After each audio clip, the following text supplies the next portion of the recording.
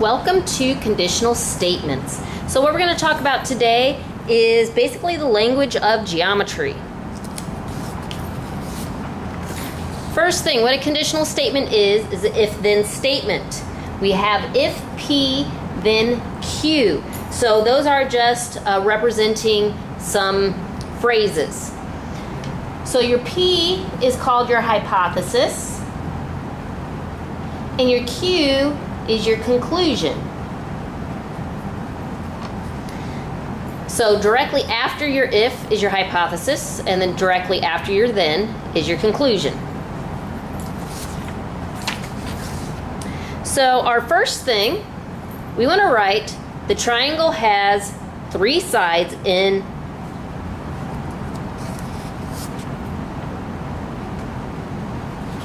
we want to identify the hypothesis and conclusion of the conditional statement.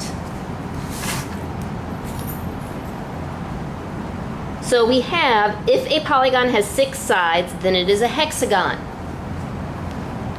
So what we're going to look at, directly after the word if, that is considered your hypothesis, so I'll underline it and put an H under there, or HYP for hypothesis. And directly after then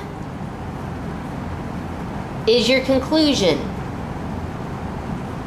So a polygon has 6 sides is your hypothesis, and it is a hexagon is your conclusion. So what we're going to do from there,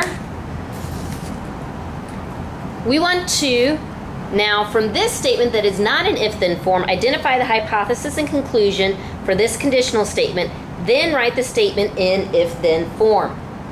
I prefer to write it in if-then form first. The way we split up the sentence is we find the verb. Basically, your subject is your hypothesis and your predicate is your conclusion. So we have a mammal is a warm-blooded animal. So in this problem, is the verb, so that's what is separate your sentence into subject and predicate. So we're going to have if there is a mammal. So we have to change it around so it will make sense. So if there is a mammal, then it is warm-blooded.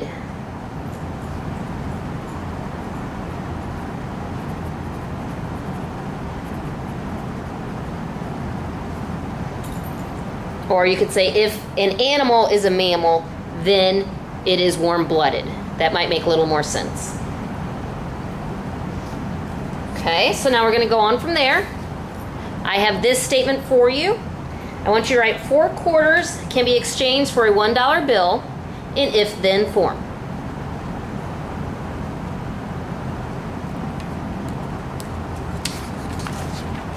Next thing, there are more forms than if-then. You take that original if-then and we flip and flop it around, we negate it, and we call it different things. So a converse, if you notice, we have Q first and then P. So your conclusion now becomes your hypothesis, and your hypothesis now becomes the conclusion. So you're taking your original statement and you're flipping it around. Next thing we need to talk about is negation. Negation means you're saying the opposite of something. Normally you add in the word not, but if it already has the word not, you're going to take the word not out because you're not going to say not.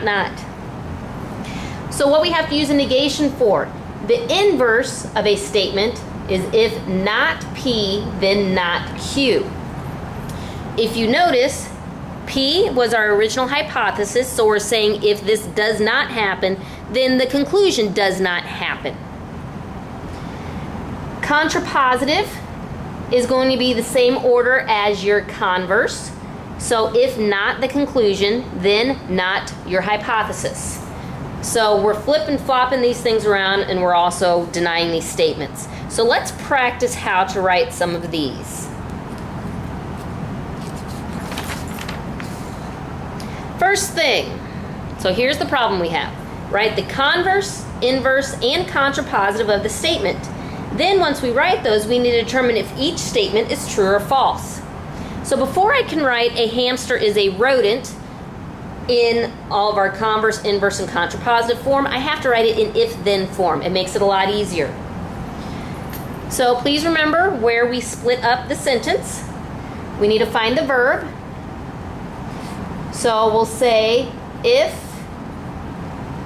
there is a hamster,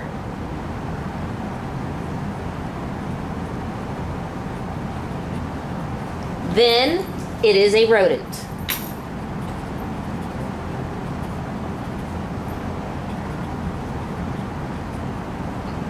So from there, we want to go to our converse, which is the same statement, but my hypothesis, or my conclusion now becomes hypothesis, and hypothesis conclusion.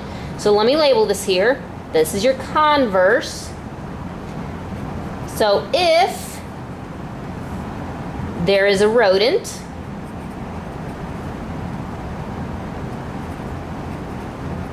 so if there is a rodent, then it is a hamster.